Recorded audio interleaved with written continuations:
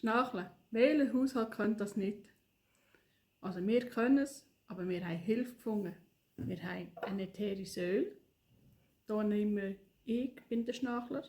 Hier nehme ich einen Tropfen von dem Öl auf die Handfläche. Zack. Das verreiben.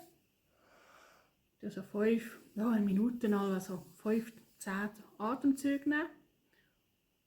Und dann sind meine Atemwege frei. Dann habe ich ein Spray gemacht. Ein paar Tropfen von dem Öl drin, Wasser aufgefüllt, schütteln und dann tue ich es aufs Kopfkissen sprayen, eine halbe Stunde bevor wir schlafen. Und dann haben wir eine ruhige Nacht. Wollt ihr wissen, was das für ein Öl ist? So schreibt mir.